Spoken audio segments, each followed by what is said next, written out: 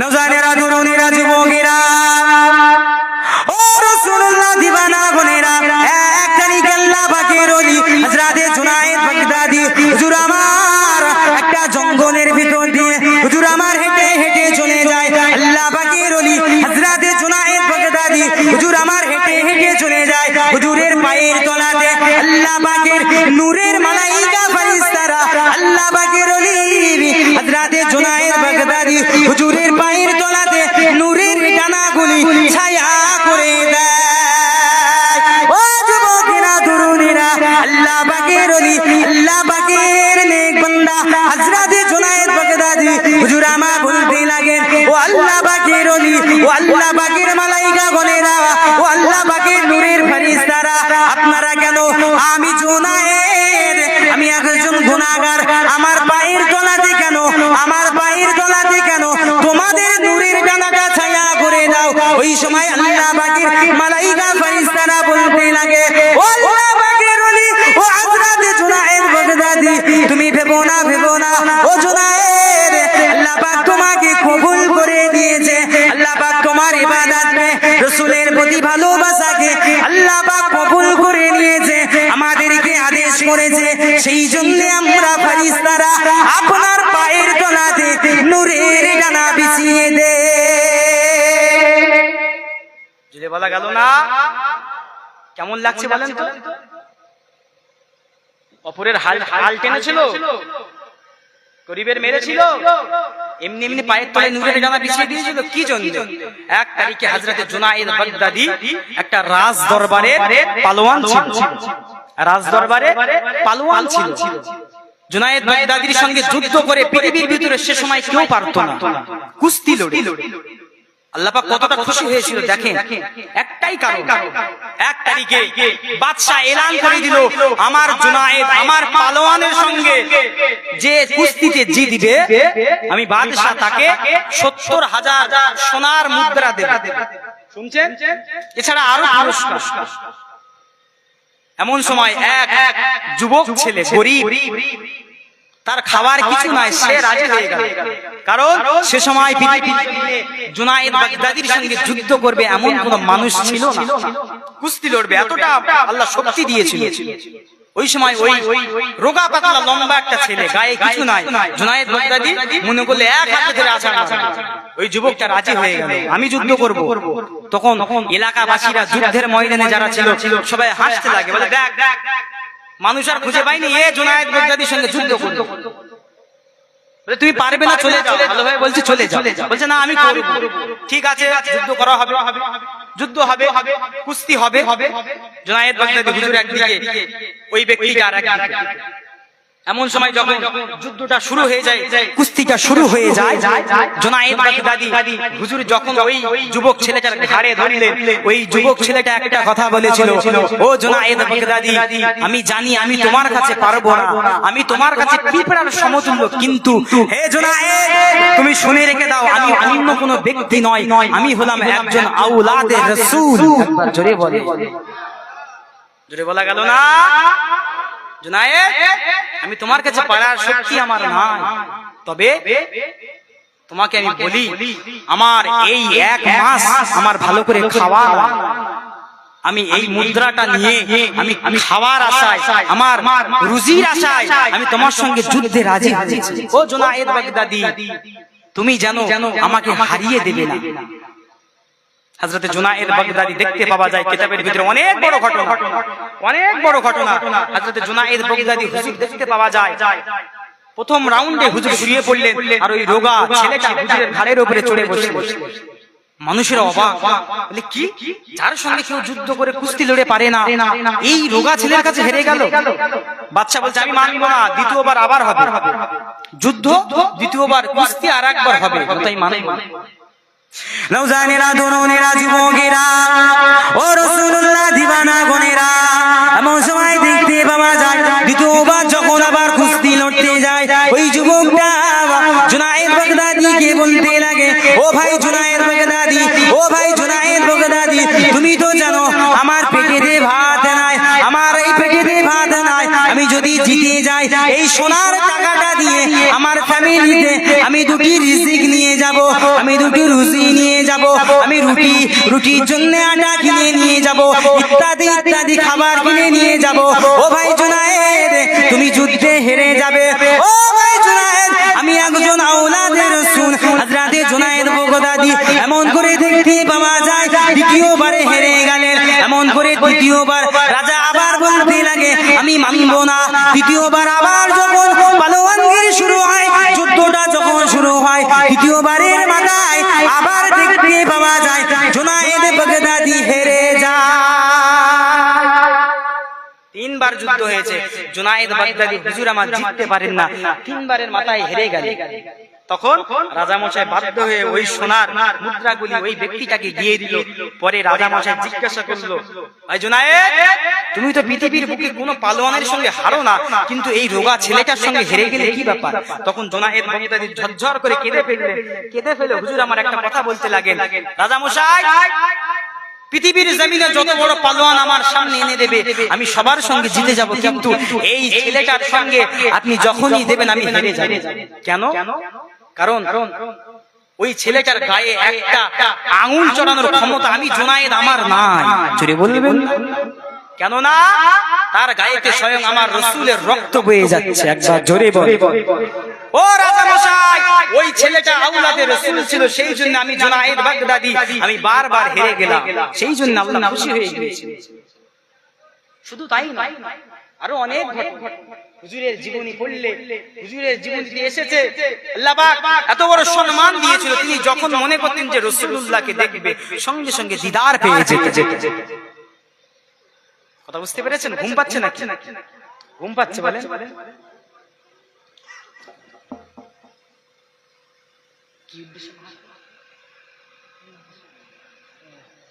আমার ভাইজান নেককার আল্লাহ ওয়ালা মানেরা, আমাদের যুবকেরা করে আলোচনা হচ্ছিল, ভুলে গেলে হবে না। কিন্তু তাকবীর দান তো পিছনের ভাইরা মনে হচ্ছে ঘুমাচ্ছে, আমি ঠিক দেখতে পাচ্ছি না, এখানে লাইট জ্বলছে তো ঠিক দেখতে পাচ্ছি। তাকবীর দান তো নারে তাকবীর। দাঁড়ান, সামনের ভাইরা বলবেন না, আপনারা চাচারা এই চার লাইন বলবেন, পিছনে এরকম নারে তাকবীর, নারে তাকবীর। আচ্ছা আপনারা চুপ করেন, সামনের ভাইরা একটু বলেন তো নারে তাকবীর। কোনটা জোর বেশি, সামনে না পিছনে? সামনের জোর বেশি। দেখেছেন? ঠিক ধরেছে, ঠিক ধরেছে। আচ্ছা আমি সকলে মিলে একটু বলেন তো নারে তাকবীর, নারে তাকবীর, নারে তাকবীর। বিশ্ব নবী দিবস, সকলে বলেন জিন্দাবাদ। বিশ্ব নবী দিবস, নারে তাকবীর। সিলসিলা হক ফুরফুরা শরীফ, সিলসিলা হক ফুরফুরা শরীফ, নারে তাকবীর। মাশাআল্লাহ, মাশাআল্লাহ। ঘুম ভেঙেছে বারে? সব ঝিমিয়েছিল, এরকম করছিল। আমি যদি একাই চিল্লাচ্ছি সব ঝিমোচ্ছি। সামনের গুলো ঠিক আছে, আমার সামনের মুরব্বীরা সব একদম তাগড়া আছে, পিছনের দিকে আমি ঠিক দেখতে পাচ্ছি না, লাইট জ্বলছে তো ঘুমাচ্ছি। ঘুমালে হবে না। আমার ভাইজান নেককার আল্লাহ ওয়ালা বান্দারা, আমাদের যুবকেরা রাসূলকে ভালোবাসতে হবে, নবীকে পিয়ার করতে হবে, কারণ যে নবী আমাদেরকে কিয়ামতের দিনে শাফাআত করবে। কথা ঠিক কি না? বর্তমান জামানায় বাংলাদেশে আমাদের মুর্শিদাবাদের দিকে একটা বক্তা বাড়িয়েছে, কিছু কিছু বক্তা সোশ্যাল মিডিয়ায় বলছে, তারা বলছে আমার রাসূল নাকি শাফাআত নবী নয়। বলবেন না আস্তাগফিরুল্লাহ? বলবেন না নাউযুবিল্লাহ?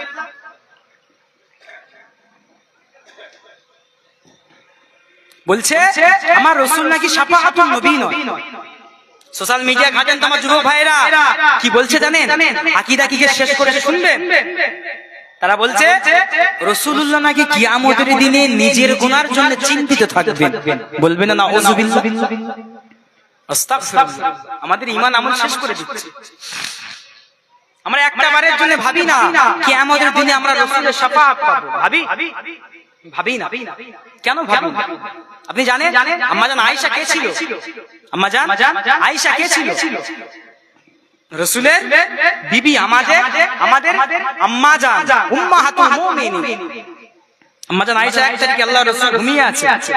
আম্মাজান আয়েশা আস্তে আস্তে আল্লাহর রাসূল যখন ঘুমটা ভাঙলেন, গভীর রাতে আল্লাহর নবীকে জিজ্ঞাসা করছে, আম্মাজান জিজ্ঞাসা করছে, ইয়া রাসূলুল্লাহ, ইয়া হাবিবাল্লাহ, ময়দানে মাহশারের দিনেতে আমি আয়েশা আমার মনে বড় ভয় হয়, হুজুর কিয়ামতের দিনে আপনার দেখা আমি পাবো তো?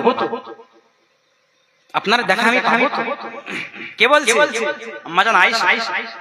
নওজানেরা তরুণেরা যুবকেরা ও নবী পাকের আশেকরা আম্মা জান আয়েশা বলতে লাগে ইয়া রাসূলুল্লাহ হাবিবাল্লাহ ও আল্লাহ পাকের নবী হুজুর বিয়াদবি ক্ষমা করবেন, গুস্তাখি যা মাফ করবেন। ময়দানে মাহশারে দিনটা এতটা ভয়ঙ্কর দিন হবে, এতটা সংকটময় দিন হবে। ইয়া রাসূলুল্লাহ হাবিবাল্লাহ আল্লাহ পাক সূর্যের 12টা মুখকে খুলে দেবে, সূর্যের তাপে আল্লাহ পাকের বান্দা বান্দির মাথার খিনুগুলো ফুটতে ফুটতে কারো বা নাক দিয়ে, কারো বা গাল দিয়ে, কারো বা চোখ দিয়ে গলে গলে জমিনের উপরে পড়তে থাকবে। ইয়া রাসূলুল্লাহ ইয়া হাবিবাল্লাহ হুজুর যেদিনে আল্লাহ পাক এই জমিনকে আল্লাহ পাক পামা করে দেবে, জমিনের উপরে আল্লাহ পাকের বান্দা বান্দিরা দাঁড়াতে পারবে না। ও আল্লাহ পাকের নবী, ও আল্লাহ পাকের রাসূল, এই মহা মুসিবতে দিয়ে আমি আয়েশা আমার মনে বড় ভয় হয়, আল্লাহ পাক যদি আপনার দিদার যদি না দেয়, আপনার দেখা যদি না দেয়, আমি আয়েশা কেমন করে আল্লাহর সামনে মুখ দেখাবো? কে বলছে কথাটা? আম্মা জান আয়েশা, যিনি রাসূলের সহধর্মী, যিনি জান্নাতের সার্টিফিকেট পেয়ে গিয়েছেন, তাও কিয়ামতের দিনে ভয় পাচ্ছে। ইয়া রাসূলুল্লাহ আল্লাহর সামনে মিজানের পাল্লার সামনে দাঁড়ানোর মতো ক্ষমতা আমার নাই। হুজুর আমার ক্ষমতা নাই। আপনি বলেন ময়দানে মাহশারের দিনেতে কোন জায়গাতে গেলে আপনার সংসার, কারণ নবী আদমের উম্মতেরা থাকবে, নবী মুসার উম্মতেরা থাকবে, নবী ঈসা আলাইহিস সালাম, সমস্ত নবীর কোটি কোটি উম্মত উম্মতিরা থাকবে। হুজুর তার মধ্যে আমি আয়েশা আপনার সন্ধানটা পাবো তো? আপনার সন্ধান পাবো তো? আল্লাহ নবী বললেন, বিবি আয়েশা তুমি কেন ভয় পাচ্ছ? তুমি জানো না মান আহাব্বা সুন্নতি ফাকাদ আহাব্বানি ওয়া মান আহাব্বানি কানা মাই ফিল জান্নাহ, যে আমি রাসূলুল্লাহ আমাকে ভালোবাসলো, মান আহাব্বা সুন্নতি যে আমার সুন্নাতকে ভালোবাসলো, ফাকাদ আহাব্বানি সে আমি নবী আমাকে ভালোবাসলো, ওয়া মান আহাব্বানি যে আমি নবী আমাকে ভালোবাসলো, কানা মাই ফিল জান্নাহ জান্নাতের আমি রাসূলুল্লাহ যখন থাকবো আমার ওই উম্মত উম্মতিকে নিয়ে এক জায়গায় পাশাপাশি থাকবো। জোরে বল। বিবি আয়েশা তুমি কেন ভয় পাচ্ছ? তুমি তো সব সময় আমার সঙ্গে থাকবে। আম্মা জান আয়েশা হুজুর দুটো রিওয়ায়াত এসেছে, একটা হযরত আনাস রাদিয়াল্লাহু তাআলা আনহু আর একটা আম্মা জান আয়েশা, দুটো রিওয়ায়াতই সহিহ। আম্মা জান আয়েশা যেমন প্রশ্ন করেছিল, হযরত আনাস বিন মালিক হুজুর একই প্রশ্ন করেছিল। হুজুর আপনি বলেন ময়দানে মাহশারের দিনেতে আমাদের ভয় হয় মিজানের পাল্লার সামনে আমরা কেমন করে দাঁড়াবো? কেমন? আনাস কে ছিল? খাদেমের রাসূল, 10 বছর রাসূলের খাদেম ছিল, 10 বছর নবী পাকের লোটা মোবারক বয়েছিল। তিনি রাসূলকে বলছে হুজুর আপনি বলেন ময়দানে মাহশারের দিনে আপনার সন্তানটা কোথায় পাবো? আম্মা জান আয়েশা তিনি বলছেন আমাদের একটা বাচ্চা হয়েছে রাখো, হয়নি। আমরা কিয়ামতে উঠবো না নাকি সরাসরি জান্নাতে যাব? কি ব্যাপার, আমরা জান্নাতে যাব সরাসরি?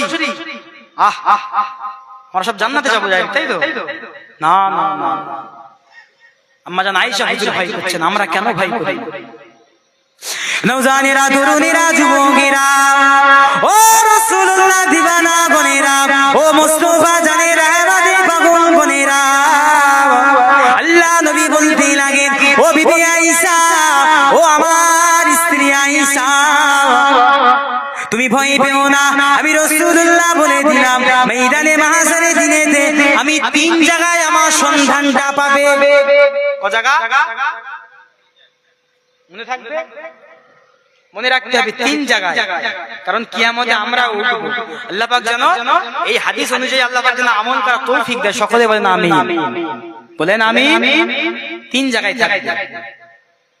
ও যুবকেরা তরুণেরা, আল্লাহ নবী বলতে লাগেন ও বিবি আয়েশা, আমি রাসূলুল্লাহ ময়দানে মাহশারের দিনে আমি নবী বড় ব্যস্তর মধ্যে থাকবো, বিবি বাচ্চার কথা আমার মনে থাকবে না। আমি রাসূলুল্লাহ ময়দানে মাহশারের দিনেতে শুধু একটা কথা চিন্তা করব, আমার উম্মতের উপায় কি হবে? আমার উম্মত কে জান্নাতে যাচ্ছে, আমার উম্মত কে জাহান্নামায় যাচ্ছে। ও বিবি আয়েশা, আমি রাসূলুল্লাহ আমার সন্ধানটা তুমি ময়দানে মাহশারের দিনেতে সর্বপ্রথম ফুলসিরাতের ওখানে আমি রাসূলুল্লাহ আমার সন্ধানটা সাউন্ডটাকে কমিয়ে বেসটা বাড়াই যাচ্ছে নাকি? হাত দিয়েছে কেউ? মিজান, মিজানের পাল্লার ওখানে আমি রাসূলুল্লাহ আমাকে দেখতে পাবে। দ্বিতীয় ফুলসিরাতের পথে, তৃতীয় আমি রাসূলুল্লাহ জাহান্নামের গেটের ওখানে আমার সন্তানটা তুমি পেয়ে যাবে। একবার জোরে বলো।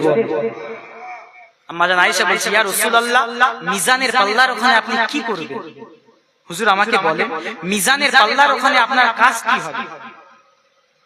আল্লাহ রাসূল বলছে, ও বিবি আয়েশা, আমি রাসূলুল্লাহ মিজানের পাল্লার ওখানে এই জন্য থাকবো, জাহান্নামের ফেরেশতা নাম কি?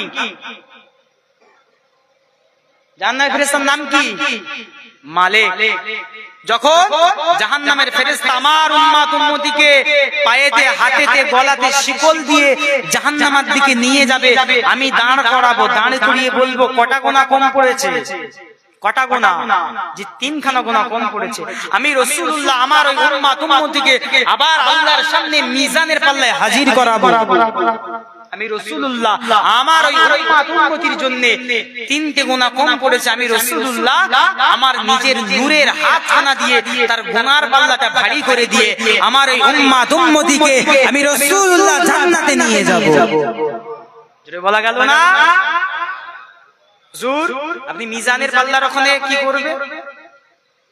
একই প্রশ্ন। হুজুর ফুলসিরাতের পথে আপনি কি করবে? আমি ফুলসিরাতের পথে দাঁড়িয়ে থাকবো, আমি দেখবো আমার কোন উম্মত, আমার কোন উম্মতি ফুলসিরাতের পথ থেকে পার হতে হতে উড়ে যাচ্ছে। কারণ ফুলসিরাতের নিচে জাহান্নাম, উপরে জান্নাত। যখনই জাহান্নামায় পড়ে যাবে আমি রাসূলুল্লাহ আমার নূরের হাত দিয়ে তাকে ধরে নেব। একবার জোরে বলো। সেই নবীকে আমরা ভালোবাসতে পারি না, সেই নবীকে আমরা পিয়ার করি না, বলেন না। আজকে কতজন রাসূলের কথা মনে করেছে? কতজন নবীকে সালাম দিয়েছে? একজনও সালাম দিয়েছে? ফুরফুরা শরীফে পীরজাদা জুনায়েদ সিদ্দিকী ভাইজান, পীরজাদা জুনায়েদ সিদ্দিকী ভাইজানের বাড়ি নাম শুনেছেন তো? নাম শুনেছেন? দেখবেন ওনার বাড়িতে একটা লেখা আছে। আমি হাফেজ সাহেব একসঙ্গে পড়াশোনা করি। যাই হোক, ওনার বাড়ির সামনে একটা দেওয়া আছে কারেন্টের, ঠিক মানে লেখা উঠে চলে যায় না, ঠিক কারেন্টের লেখা আছে, বোর্ড দেওয়া আছে। কি লেখা আছে জানেন তাতে? আমার খুব ভালো লাগে, আমি যখনই যাই আর ওই দিকে চোখ পড়ে। কি লেখা? আপনি কি আজকে রাসূলের উপরে দাঁড়িয়ে সালাম পড়েছেন? জোরে বলবেন না। যখনই চোখ পড়ে যে আল্লাহর রাসূল, তখনই মনে হয় একটু রাসূলকে সালাম দিয়ে দেই। যখনই একবার চোখ গেলে সঙ্গে সঙ্গে মনে হয় আমাদের রাসূলকে সালাম দিতে হবে, নবীকে সালাম দেওয়া। আপনারা যদি চান এটা সুন্নাত অনুযায়ী একটা কাগজে বা একটা বোর্ডে লিখে রাখবেন বাড়িতে। কারণ নবীর আছে। আজকে কথা হচ্ছিল, আমার এক ভাই পায়ে হেঁটে হজে যাচ্ছে। নাম শুনেছেন? কোথা থেকে বলেন তো? আমাদের ওখান থেকে, ক্যানিং থেকে সম্ভবত। হাফিজুল বলে না, হাফিজুল ভাই কি বকুলতলা, ক্যানিং বকুলতলা থেকে পায়ে হেঁটে হজে গিয়েছে, যাচ্ছে। মানে কালকে ফুরফুরায় ছিল, আজকে আপনাদের চাপাডাঙ্গার মধ্যে আছে, ফোনে কথা হচ্ছিল। বুঝতে পেরেছেন? পায়ে হেঁটে কি উদ্দেশ্যে যাচ্ছে? উদ্দেশ্য দুটো। যদি মনে করেন যে আমি ফেসবুকে ভাইরাল হব, রিল বানাবো, তাহলে ওনার চিন্তা উনি করেন। আর যদি মনে করেন না আমি রাসূলকে ভালোবাসার উদ্দেশ্যে যাচ্ছি, তাহলে তার হজটা আল্লাহ পাক কবুল করেন। সকলে বলেন আল্লাহুম্মা আমিন। তিনি পায়ে হেঁটে যাচ্ছেন, নবীকে ভালোবেসেছেন, নবীর প্রতি ভালোবেসেছে, পায়ে হেঁটে আমাদের পশ্চিম বাংলা থেকে হজে যাচ্ছে। এটা আমাদের জন্য গর্ব না? গর্ব না? জি গর্ব না? গর্ব না? ভাববেন যে এটা লোক দেখানো, অনেকে বলছে, অনেকে না বলছে যে লোক দেখানোর জন্য, ভাইরাল হওয়ার জন্য। শিয়াব চতুর ভাইরাল হতে চেয়েছে, ঠিক তেমন ভাইরাল হওয়ার জন্য। কেন ভাইরাল হওয়ার জন্য? আরো কিছু আছে। তাই বলে এখান থেকে সৌদি আরব এত কষ্ট করে ভাইরাল হতে হবে, তার কি লাভ পাবে ভাইরালটা হয়ে? এটা বোঝার আছে, মানুষ ভাইরাল হয়। তাই বলে এখান থেকে সৌদি আরব এখানে এতটা হেঁটে ভাইরাল হচ্ছে। আমাদের মন মানসিকতা ঠিক করতে হবে। সে নবীকে ভালোবেসেছে, রাসূলকে ভালোবেসেছে, পায়ে হেঁটে যাচ্ছে। আল্লাহ তার হজকে কবুল করেন। আল্লাহ পাক তার সহি সালামতে পৌঁছাবার তৌফিক দেন। সকলে বলেন আল্লাহুম্মা আমিন। আমার ভাইজান নেককার আল্লাহর মানেরা, আলোচনা আর করব না, মুক্তাসার করব। রাগ করছেন নাকি? শেষ করে দেই? জি শেষ করে দেবো? দরুদ শরীফ পড়েন। আল্লাহুম্মা সাল্লি আলা সাইয়্যিদিনা ওয়ালা আলি সাইয়্যিদিনা। আল্লাহুম্মা সাল্লি আলা সাইয়্যিদিনা ওয়ালা আলে সাইয়্যিদিনা। পাইনা দেখা পাইনা চিঠি পাইনা কোনো ঠিকানা, তবু তোমার তরে নবী আমারে মন দিবানা। জোরে বলুন না সুবহানাল্লাহ, জোরে বলা গেল না? পাইনা দেখা পাইনা চিঠি পাইনা কোনো ঠিকানা, তবু তোমার তরে নবী আমারে মন দিবানা। মন মানে না মন মানে না ও গো মোর সাইয়্যিদিনা, মন মানে না মন মানে না ও গো মোর সাইয়্যিদিনা, মন মানে না মন মানে না ও গো মোর সাইয়্যিদিনা, মন মানে না মন মানে না ও গো মোর সাইয়্যিদিনা। পাইনা দেখা পাইনা চিঠি পাইনা কোনো ঠিকানা, তবু তোমার তরে নবী আমারে মন দিবানা। জানি তুমি শুয়ে আছো নবী সোনার মদিনা, মদিনা যাব বলি গরিব আমি যেতে গো পারি না। জানি তুমি শুয়ে আছো নবী সোনার মদিনা, যাব বলি গরিব আমি যেতে গো পারি না। তোমার তরে কান্দে মন ধরতে সবর পারি না, এক পলকে দেখার তরে মন যে হলো দিবানা। মন মানে না মন মানে না ও গো মোর সাইয়্যিদিনা, মন মানে না মন মানে না ও গো মোর সাইয়্যিদিনা। পাইনা দেখা পাইনা চিঠি পাইনা কোনো ঠিকানা, তবু তোমার তরে নবী মন যে হলো দিবানা। শুনেছি আমি হাদিস পাকে নবী গো কত মহান কত মহান, শুনেছি আমি হাদিস পাকে নবী গো তুমি কত মহান। তবে কেন দাও না দেখা হয়ে আমায় মেহমান, আমরা সবাই ইশকে তোমায় সদাই আছি দিবানা। জোরে বলুন না সুবহানাল্লাহ, জোরে বলা গেল না? আমরা সবাই ইশকে তোমায় সদাই আছি দিবানা, এক পলকে দেখার তরে মন যে হলো ফানা। মন মানে না মন মানে না ও গো মোর সাইয়্যিদিনা, মন মানে না মন মানে না ও গো মোর সাইয়্যিদিনা, মন মানে না মন মানে না ও গো মোর সাইয়্যিদিনা, মন মানে না মন মানে না ও গো মোর সাইয়্যিদিনা। পাইনা চিঠি পাইনা দেখা পাইনা কোনো ঠিকানা, তবু তোমার তরে নবী মন যে হলো দিবানা। আল্লাহুম্মা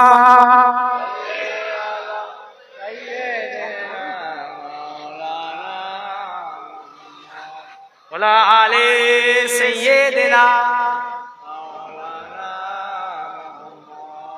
আমার ভাইজান নেকর আল্লাহ ওয়ালা গনিরা, আমাদের যুবকেরা তরুণেরা সমবয়স্ক আমার নওজওয়ান গনেরা, আমাদের এখানে যতগুলো আমরা মানুষ বসে আছি আমরা সকলেই তো সিলসিলা ফুরফুরার অনুসারী। মাশাআল্লাহ, কি তাকবীর দান নারে তাকবীর, খুব ভালো লাগলো শুনে। কারণ আমরা দাদা হুজুরের সিলসিলার অনুসারী হয়ে আমাদের একটা কি শুনতে হয় বলেন? আমরা নাকি পীর পূজারি, বলে না বলে না বলে না, আমরা নাকি মাজার পূজারি। আমরা মাজারে সিজদা করি না, আমরা পীরকে সিজদা করি না, আমরা করি না, আমরা হাক্কানি ওলি আল্লাহকে মানি। কথা ঠিক কি না? দাদা হুজুরকে মানা তানার ওসিয়াতকে মানে, কারণ তানার ওসিয়াতের মধ্যে অন্য কিছু নেই। তানার ওসিয়াতটা তিনি কোরআন এবং হাদিসের অপোজিটে সমান ধরতে গেলে তানার ওসিয়াত নামা কোরআন, তানার ওসিয়াত নামা হাদিস। একবার জোরে বলে। আমাদের পীরের ভিতরে কোনো শিরক নাই, কিন্তু আমাদেরকে শুনতে হয় যারা ফুরফুরার অনুসারী এরা নাকি মাজার পূজারি, এরা নাকি পীর পূজারি, তাই নাকি? না না না, আমার পীরকে আল্লাহ এত বড় নিয়ামত দিয়েছিল, তিনি যখনই মনে করতেন রাসূলুল্লাহকে দেখবো, মুজাদ্দিদুল জামান হুজুরের পীর মুর্শিদ রাসূলের নোমা সুফি ফাতিহ আলী ওয়াইসি, জানাকে রাসূলের নোমা বলা হয়, অনেকটা রাসূলের মতো দেখতে ছিল। নবীকে যখন মনে করতেন দিদার পেতেন। আমরা সেই পীরের মুরিদ, একবার জোরে বলবেন না?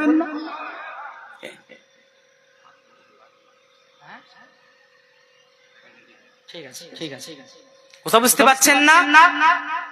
আমাদেরকে বলে মাজার পূজারী। আপনি জানেন এই বাংলার জমিনে এমন এক সময় মনসা ঠাকুরের পুজো করা হতো, আমাদের নামের আগে শ্রী লেখা হতো, জানেন? যারা মুরব্বী আছে তারা জানে, ঠিক বলছি না? নামের আগে দেখবেন যারা বিধানসভায় যায় অনেকে লিখবে শ্রী লিখে দেয়, শ্রী অমুক। আমাদের মা বোনেরা কেমন শিরকের মধ্যে ছিল, ইতিহাস সাক্ষী, ইতিহাস পড়বেন। কেমন জানেন? পীরের সামনে চুলটাকে বিছিয়ে দিত, আর পীর ওই চুলের উপর দিয়ে হেঁটে হেঁটে যেত। বলবেন না আস্তাগফিরুল্লাহ? তাদেরকে শুনছায় মাজার পূজারী। এই বাংলার জমিনে কে এই পীরকে, এই ভণ্ড পীর, এই তোমার ভাবনায় কত সুর মেখেছে তারে মনের মতো সাজায়, যদি মনের মতো গাথা মনের মতো না হয়, যদি মনের মতো গাথা মনের মতো না হয়, মনের মতো সাজিয়ে দিও না তোমার হেসে, যদি নাতি লিখিতে লিখিতে চোখে ঘুম চলে আসে, তুমি দেখা দিও রাসূল বাবা স্বপ্নে এসে। আল্লাহ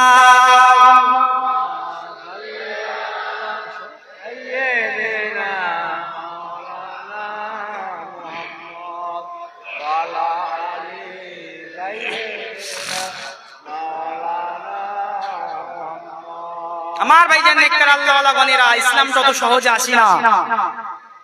ইসলামকে প্রতিষ্ঠিত করার জন্য আমার রাসূলের সাহাবাদের রক্তকে পানি করতে হয়েছিল, কথা ঠিক কি না? জি, ওহদের যুদ্ধ হয়েছিল, কথা ঠিক কি না?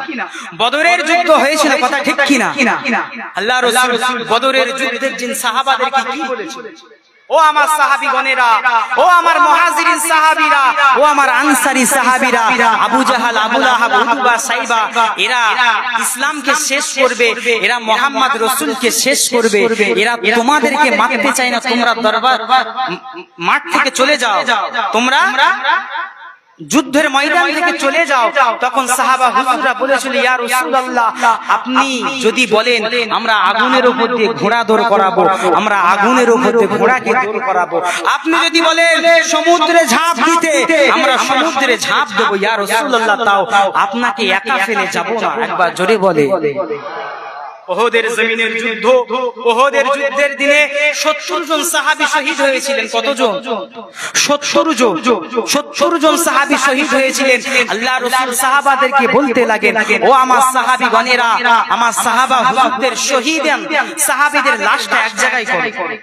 শোনেন, ইসলামটা অত সহজে আসে না। আমরা মায়ের পেটে থেকে ইসলাম পেয়েছি বলে এত সহজ। সাহাবা হুজুরদের কেমন কুরবান ছিল দেখেন। আল্লাহ নবী সাহাবাদেরকে বলছে, ও আমার সাহাবীগণেরা, আমার শহীদান সাহাবীদের লাশটা এক জায়গায় করো।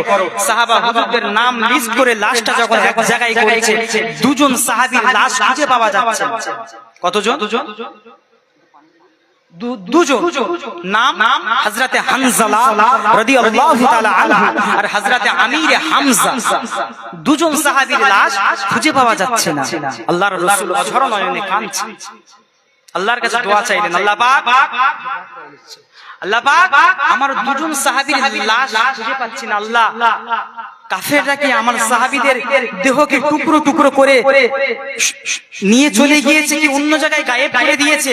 আল্লাহ রাসূল কাঁদতে লাগেন। এমন সময় দেখতে লাগেন সাহাবা হুজুররা চিৎকার মেরে বলতে লাগে, ও আল্লাহ পাকের নবী, আমরা হযরতে হানজালার লাশটা খুঁজে পেয়ে গিয়েছি। একবার জোরে বলেন।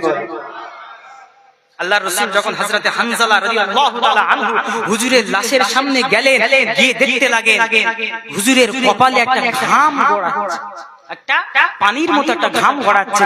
ঠিক পিছন দিয়ে একটা মহিলার আওয়াজ, একটা মহিলার আওয়াজ। আল্লাহ রাসূল মহিলাকে জিজ্ঞাসা করলেন, কে আপনি? এই যুদ্ধের ময়দানে আপনি এখানে কি করছেন? নওজানেরা দরুনেরা, ও নবী পাকেরা সে গনেরা, ও রাসূলুল্লাহ দিবানা গনেরা, আলোচনা ঠান্ডা মাথায় শুনেন আল্লাহ নবী সাহাবীদের কুরবানটা কেমন ছিল। ও ভাইজানেরা, ওই মহিলাটা বলতে লাগে, ও আল্লাহ পাকের রাসূল, ও আল্লাহ পাকের নবী, আজকের দিনে আপনার কি মনে আছে? আজকের দিনে আপনি কোন ব্যক্তিকে বিবাহ করিয়েছিলেন? আপনি কি আজকের দিনে কোন মানুষকে বিবাহ করিয়েছিলেন? এ যুবকেরা তরুণেরা, ওই সময় আল্লাহ নবী বলতে লাগে, কে আপনি? আমি আপনাকে চিনি না, তবে আমি যার বিবাহটা করিয়েছিলাম সে হলো আমার সাহাবী হযরতে হানজালা। আমি যার বিবাহ করিয়েছি সে আমার সাহাবী হযরতে হানজালা। ওই মহিলাটা বলতে লাগে, ও আল্লাহ পাকের নবী, ও আল্লাহ পাকের রাসূল, আমি অন্য কেউ নয়, আমি অন্য কেউ নয়, আমি হলাম আপনার হানজালার ওয়াইফ, আমি হলাম আপনার হানজালার স্ত্রী। আমাদের সবে মাত্র বাসরাতটা শুরু হয়েছিল, আমাদের সবে মাত্র বাসরাতটা শুরু হয়েছিল। ও আল্লাহ পাকের নবী, সঙ্গে সঙ্গে যুদ্ধের দামামা খানা বেজে যায়, যুদ্ধের ডাক এসে যায়। আমার হানজালা, আপনার সাহাবী হযরতে হানজালা গোসলটা ফরজ ছিল। ইয়া রাসূলুল্লাহ, ইয়া হাবিবাল্লাহ, হুজুর গোসলের সময়টুকু পাইনি, সে ঘর থেকে বেরিয়ে তরবারিটা হাতে নিয়ে ইয়া রাসূলুল্লাহ, হাবিবাল্লাহ, আপনার ডাকে সাড়া দিয়ে যুদ্ধের ময়দানে চলে এসেছে। ও আল্লাহ পাকের নবী, ইয়া রাসূলুল্লাহ, ইয়া হাবিবাল্লাহ, হুজুর বিয়াদবি ক্ষমা করবেন, মহিলাদের বাইরে বার হওয়া নিষেধ, তবু আমি একটা কথা বলতে এসেছি। ইয়া রাসূলুল্লাহ, আমি জানি শহীদানদের গোসল হয় না, শহীদানদের গোসল হয় না, ওদেরকে বিনা গোসলে দাফন করা হয়। ইয়া রাসূলুল্লাহ, ইয়া হাবিবাল্লাহ, হুজুর তবে আমার হানজালার গোসলটা ফরজ ছিল। ও আল্লাহ পাকের নবী হানজালার গোসলটা দিয়ে দেবে। এই কথাটা যখনই বললেন, এই মহিলা এই কথাটা বলার পরে আল্লাহ পাক আর থাকতে পারলেন না, আল্লাহ পাক হযরতে জিবরিলকে পাঠিয়ে দিলেন।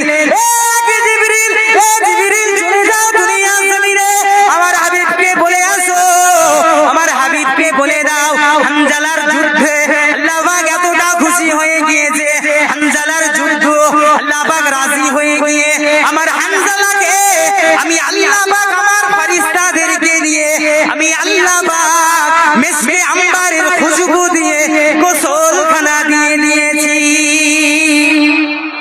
জোরে বলা গেল না? হযরতে জিবরিল আমিন দুনিয়ার জমিনে চলে আসে, ইয়া রাসূলুল্লাহ, ইয়া হাবিবাল্লাহ, হুজুর বিআদবি ক্ষমা করবেন, আপনার হানজালার আর গোসল করাতে হবে না। হুজুর আপনার হানজালার কুরবানির উপরে আল্লাহ এতটা রাজি হয়ে গিয়েছে, আল্লাহ পাক স্বয়ং তিনি নিজে তানার ফেরেশতাদেরকে নিয়ে মিসকে আম্বারের আতর দিয়ে গোসল করালেন। একবার জোরে বল। আল্লাহর নবী সঙ্গে সঙ্গে মহিলাটাকে বললেন, বাবা মা মহিলা চলে যাও বাড়িতে, হানজালার গোসল স্বয়ং আল্লাহ পাক দিয়ে দিয়েছেন। তখন ওই মহিলাটা বলতে লাগলেন, ইয়া রাসূলুল্লাহ, আমার স্বামী দুনিয়া থেকে চলে গিয়েছে, আমার সঙ্গে একটা কথা বলে গিয়েছিল, যখন যুদ্ধের ময়দানে আসে আমাকে একটাই কথা বলে বেরিয়ে এসেছিল, বলেছিল যে আমার স্ত্রী যদি দুনিয়ায় বেঁচে থাকি তাহলে দুনিয়ায় দেখা হবে, আর যদি না বেঁচে থাকে সরাসরি জান্নাতে দেখা হবে। ইয়া রাসূলুল্লাহ, আমার মনে কোনো দুঃখ নাই, আমার মনে কোনো বেদনা নাই, কারণ আমার সবে মাত্র এক রাত পার হয়নি, বাসরাত এক রাত পার হয়নি। ইয়া রাসূলুল্লাহ, আমার স্বামী শহীদ হয়ে গিয়েছে, আমার কোনো দুঃখ নাই, তবে ময়দানে মাহশারের দিনেতে আমি হানজালার স্ত্রী, আমি আল্লাহর সামনে দাঁড়াতে পারবো যে আমি শহীদানের একজন স্ত্রী। একবার জোরে বলে। কেমন কুরবান, কেমন কুরবান! তারা কি জান্নাতে যেতে পারতো না যুদ্ধে না গেলে? আল্লাহ রাসূল তো বলে গিয়েছে, মিশকাত শরীফের হাদিস, আল্লাহ রাসূল বলেছে যে আমি রাসূলুল্লাহ, আমাকে একবার দেখলো জাহান্নামের আগুন তার জন্য হারাম। জোরে বলবেন, কারণ আমি রাসূলুল্লাহ, আমার রূপ শয়তান লা ইয়াতামাসসালু, শয়তান ধারণ করতে পারে না। কারণ আমি রাসূলুল্লাহ, যে আমাকে স্বপ্নে দেখলো, সরাসরি জাগ্রত অবস্থায় আমি রাসূলুল্লাহ, আমার সাহাবারা যেমন দেখেছে, আমার ওই উম্মত উম্মতি স্বপ্নে স্বপ্নে ঠিক তেমনই দেখেছে। একবার জোরে বলে। সাহাবা হুজুরা সব সময় তো রাসূলের কাছে থাকতো, তারা কি জান্নাতে যেতে পারতো না? হযরত হানজালা তো ওই দিন রাতে বাসর রাত, মানে কেমন রাত? জি, রাসূলের সুন্নাত, বিবাহ রাসূলের সুন্নাত, যে রাতটা আল্লাহর রাসূল বলছে ওই রাতটা বান্দা বান্দির উপর আল্লাহ পাক রহমত নাযিল করতে থাকে। একবার জোরে বলে। হযরত হানজালা তো পারতেন ওই দিনে যাব না, ভালো লাগে না, আরো সাহাবারা গিয়েছে, তারা যুদ্ধ করুক, আমি পরে যুদ্ধে যাব, পারতেন তো না? তিনি থাকেন, বাড়িতে থাকেন। কতটা কুরবান হয়েছে, কতটা। সঙ্গে সঙ্গে হযরত হানজালার লাশটা খুঁজে পেলেন। অপরদিকে হযরত আমিরে হামজার লাশটা খুঁজে পাওয়া যায় না। হযরত আমিরে হামজা লাশটা খুঁজে পাওয়া যায় না। দূরে দেখতে লাগে একটা উঁচু ঢিবার মতো একটা মানুষ শুয়ে আছে, আর বুকটা চেরা, কলিজা বার হয়ে আছে। যেমন করে একটা কলিজাকে থেতড়ানো হয়, বা যার উপর দিয়ে একটা গাড়ির চাকা চলে গেলে যেমন থেতড়ে থাকে, মানে ঠিক কেমন অবস্থায় কলিজাটা আছে। আল্লাহ রাসূল দেখে অঝরা নয়নে কাঁদতে লাগলেন, ঝরঝর করে কেঁদে ফেললেন। সাহাবা হুজুরা বললেন, ইয়া রাসূলুল্লাহ, আপনি কাঁদেন কেন? আল্লাহ রাসূল বলছে, বাবা সাহাবারা, দেখো আমার চাচা জান আমির হামজার লাশটার অবস্থা কি করেছে দেখো। তখন এক সাহাবী বললেন, ইয়া রাসূলুল্লাহ, আপনার চাচার সঙ্গে হিন্দা নামক এক মহিলা হুজুর এমন বিয়াদবি করেছে, আপনার চাচার কলিজাকে চিবিয়েছিল ওই মহিলা। আহ, কতটা কষ্ট। ওই মহিলাটা কিতাবের ভিতরে দেখতে পাওয়া যায় ইসলাম কবুল করেছিল শেষ জীবনে এসে, আল্লাহ রাসূলের দরবারে এসে ক্ষমা চেয়েছিল, ইয়া রাসূলুল্লাহ, আমাকে ক্ষমা করবেন, কারণ আপনার চাচা জানের কলিজাকে আমি চিবিয়েছিলাম। কিন্তু আল্লাহর নবী বলেছিল, হিন্দা, তুমি ইসলাম কবুল করেছো, আমি মেনে নিয়েছি, ভালো, তবে তুমি যেন আমার সামনে জীবনে আসবে না। কেন তুমি আমার সামনে আসবে না? কারণ তোমার দেখলে আমার চাচা জানের কথা মনে পড়ে যায়। কতটা নিষ্ঠুর করে শহীদ হয়েছিল। ওহদের জমিনে জানার মাজার, হাজী সাহেব যারা আছে তারা জানে, কাঁচ দিয়ে ঘেরা আছে। শুধু তাই নয়, হাজী সাহেব অনেকে যারা ওই মাজারে জিয়ারত করতে যায়, ওখান থেকে একটা মিসকে আম্বারের মতো একটা খুশবু বার হয়। একবার জোরে বলে। এমন করে যখন সাহাবা হুজুরদের লাশটা খুঁজে পাওয়া, দুটো সাহাবা হুজুরের লাশ খুঁজে পাওয়া গেল, অপরদিকে দেখতে পাওয়া যায় হযরতে আমির ইবনে আব্দুল্লাহ, হযরতে জাবের ইবনে আব্দুল্লাহ, তানার পিতা আব্দুল্লাহ ইবনে উমার, তানার লাশটাকে জড়িয়ে কাঁদতে লাগে। শুনছেন? অসুবিধা হচ্ছে আপনাদের? আলোচনা চেঞ্জ করব? ওহদের যুদ্ধের ঘটনাটা ইতিহাস সাক্ষী, ইসলামের সবথেকে মারাত্মক যুদ্ধ হয়েছিল, যে যুদ্ধে আমার রাসূলের দান্দান মোবারক শহীদ হয়েছে। আল্লাহ নবী দূর থেকে দেখতে লাগে, ও যুবকেরা, তরুণেরা, ও আমার রাসূলুল্লাহ দিবানা গনেরা, আল্লাহ নবী দেখতে লাগেন হযরতে জাবের ইবনে আব্দুল্লাহ রাদিয়াল্লাহু তাআলা আনহু তার পিতার লাশটাকে জড়িয়ে ধরে অঝর নয়নে কাঁদতে লাগে। হযরতে জাবের ইবনে আব্দুল্লাহ তার পিতার লাশটাকে জড়িয়ে একটাবার করে মুখের কাপড়টা তোলে, আবার একটাবার পিতার মুখটা দেখে, আবার কাঁদতে লাগে, আবার পিতার মুখের কাপড়টা ঢেকে দেয়, আবার একবার তোলে, আবার কাঁদতে লাগে। আল্লাহ নবী দূর থেকে দেখতে লাগে, হযরতে জাবের ইবনে আব্দুল্লাহকে বলতে লাগে, ও জাবের ইবনে আব্দুল্লাহ, তুমি কেন এমন করে কেন কাঁদো? তুমি কি জানো না, তুমি কি জানো না আল্লাহ পাক নিষেধ করে দিয়েছে, কোন মানুষ যখন মারা যাবে তার লাশটাকে সামনে রেখে কান্নাকাটি করা জাহিলিয়াত যুগের মতো কান্নাকাটি করা নিষেধ। ও ভাই আব্দুল্লাহ ইবনে উমারের লাশটাকে এমন করে কাঁদবেন না। ও জাবের ইবনে আব্দুল্লাহ, তুমি কি জানো না শহীদানের লাশটাকে জড়িয়ে কাঁদতে নেই? ও ভাই আব্দুল্লাহ, তুমি কেন এমন করে কাঁদো? ওই সময় জাবের ইবনে আব্দুল্লাহ আল্লাহ নবীকে বলতে লাগে, ইয়া রাসূলুল্লাহ, ইয়া হাবিবাল্লাহ, হুজুর বিয়াদবি খানা মাফ করবেন, গুস্তাখিটা মাফ করবেন।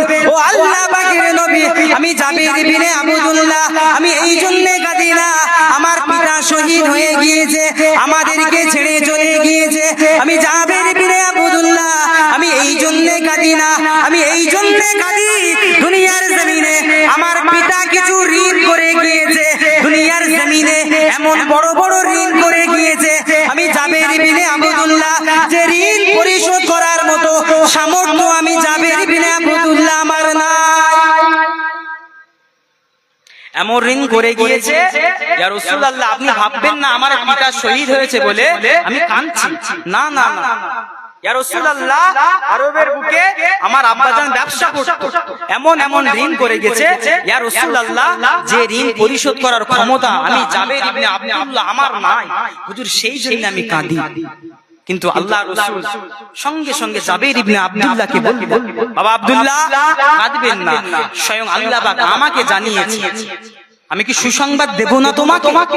হযরত জাবের ইবনে আব্দুল্লাহ সঙ্গে সঙ্গে চোখটাকে মুছতে লাগে। হাদিস শরীফের ভিতরে এসেছে জাবের ইবনে আব্দুল্লাহ দুটো হাত নিয়ে এমন করে চোখটাকে মুছছে ওহদের জমিনে বসে বসে। আচ্ছা জাবের ইবনে আব্দুল্লাহ বলছে, ইয়া রাসূলুল্লাহ কি সুসংবাদ আমাকে বলে, আমাকে বলে। আল্লাহ নবী বলতে লাগেন, ও ভাই জাবের ইবনে আব্দুল্লাহ, ও আমার সাহাবী, ও হযরত জাবের ইবনে আব্দুল্লাহ, আল্লাহ পাক জানিয়েছে পৃথিবীর জমিনে আল্লাহ পাক কোনো মানুষকে কোনো বান্দাকে সরাসরি দিদার খানা দেয় না।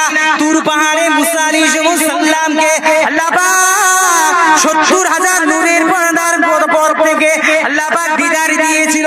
আল্লাহ পাকের নূরের তাজাল্লিতে নূর পাহাড়টা সরকার হয়ে চলে গিয়েছিল। ও ভাই জাবের ইবনে আব্দুল্লাহ তুমি সুসংবাদ খানা নাও, স্বয়ং আল্লাহ পাক তোমার আব্বাজির সঙ্গে তোমার বাপের সঙ্গে স্বয়ং আল্লাহ পাক নিজে দিদার দিয়ে দিয়েছে। ও ভাই জাবের ইবনে আব্দুল্লাহ আল্লাহ পাক এই যুদ্ধের কারণে আল্লাহ পাক তোমার আব্বার জীবনের গুনাহ খাতাগুলিকে আল্লাহ পাক ক্ষমা করে দিয়েছে। জোরে বলা গেল না? এখানে একটা শিক্ষা এসেছে, কি বলেন তো? যারা জ্ঞানী যারা বোঝে তারা শুধু ইশারা। সাহাবা হুজুরটা হযরত জাবের ইবনে আব্দুল্লাহ কি জন্য কাঁদছিল? পিতা শহীদ হয়েছে সেই জন্য না, হুজুর আমার পিতা এমন ঋণ করে গিয়েছে আমি সেটা পরিশোধ করতে পারবো। আচ্ছা বলেন তো আমাদের ঋণটার অবস্থা কেমন? আমরা এক একটা মানুষ কত ঋণ করি, কত আমরা মারা যাব, আমরা ৬০ বছর ৭০ বছর হয়ে গেলে মারা যাব, আমরা ঋণটা একটা বারের জন্য চিন্তা করি না। আমরা মানুষের কাছে টাকা ধার আছে না, আমরা টাকা ধার নিয়ে আমরা দিতে চাই। একটা কথা আছে না যে টাকা ধার দিলে বন্ধু শত্রু হয়ে যায়, ঠিক তেমনই ঋণ মানুষের এখন বর্তমান 2025 সালে মানুষ এত হারে ঋণ, এত হারে লোন, এত হারে সুদ মানুষ জড়িত হয়ে গিয়েছে, সে কথা বলা যাবে না।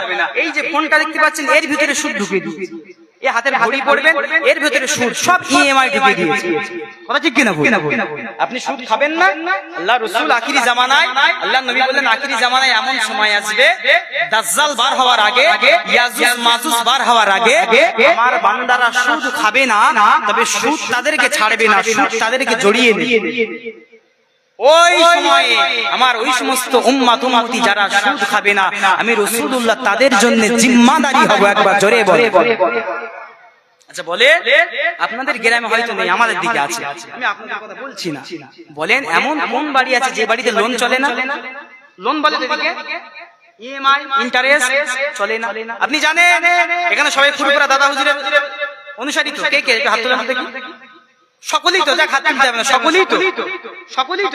আচ্ছা জানেন দাদা হুজুরের খলিফা আল্লামা বশির হাকিম রাহিমাহুল্লাহ তাআলা তিনি তার ওসিয়ত নামে একটা কথা লিখে গিয়েছে, কি জানেন?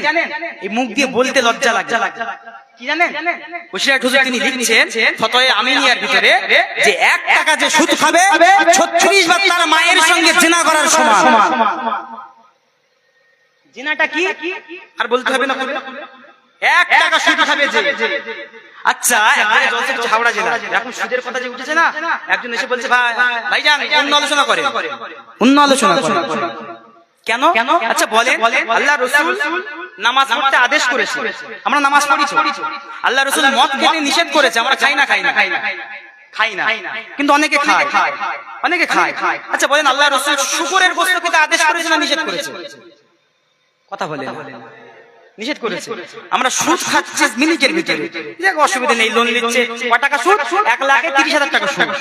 এবার 30,000 দিয়ে এক দিয়ে এবং ভাগ করেন তো কতবার কি হচ্ছে, মানে ব্যাপারটা বুঝতে পারছেন? আচ্ছা আমরা 1 টাকা সুদ খাচ্ছি, আমাদের অন্তর কাঁপে না, তাহলে আমরা শুকরের গোশত খাই না কেন? এ হারাম ও হারাম আলাদা নাকি কোন কোম্পানি আছে এর ভিতরে? টাটা কোম্পানি, মহিন্দ্রা কোম্পানি হারাম, টাটা কোম্পানি হারাম, কথা বলেন না। ভাগ আছে? আপনি সুদ খেতে পাচ্ছেন, আপনি কোন শুকরের গোশত খাবেন না, আপনাকে খেতে হবে। আস্তাগফিরুল্লাহ, নাউযুবিল্লাহ। ইসলামটা কোথায় নিয়ে গিয়েছি? আমরা শুধু নামাজটা পড়তে শিখেছি, মনে করে যে নামাজটা শুধু ফরজ। নামাজটা যেমন পড়া ফরজ, সুদ না খাওয়া তেমন। নামাজটা যেমন পড়া ফরজ, মদ না খাওয়া তেমন ফরজ। আপনাকে মানতে হবে। শুধু নামাজ পড়লে হবে না, রোজা রাখলে হবে না, হজ করলে হবে না। রাগ করছেন নাকি? রাগ করছেন? আমি রাগের কথা বলছি না, আপনাদের ছোট ছেলে হিসেবে বলছি। হয়তো আদেশ করার মানে অধিকার আমার নাই, কিন্তু আমি রাসূলের হাদিসটা তো বলার অধিকার আছে। নেই আমার অধিকার? আমার না আদেশ করা উচিত যে আপনি সুদ খাচ্ছেন, খাবেন না, এই অধিকার আমার নাই। কিন্তু রাসূলের হাদিসটা তো, আল্লাহ রাসূল বলেছে যে সুদ খাবে, যে সুদ দেবে উভয়ই জাহান্নামী, এটা বলার অধিকার আমার নাই। তাহলে আমরা কি আমার পড়াশোনা করেছি? আজকে হাফেজ সাহেব যদি বলে, এই মহল্লার ইমাম যদি বলে সুদ খেও না, সুদ খাওয়া হারাম, আপনি গ্রামে সবচেয়ে বেশি সুদ খান বলে আপনার রাগ হচ্ছে, আপনি মনে করে হাফেজ সাহেবকে মসজিদ থেকে কথার কথা বার করে দিলেন যে আমার বিরুদ্ধে কথা বলেছে। আপনি কিন্তু হাফেজ সাহেবকে বার করেননি, আপনি স্বয়ং রাসূলের হাদিসকে অপমানিত করেছেন। বুঝতে পারছেন না? সাবধান হয়ে যান।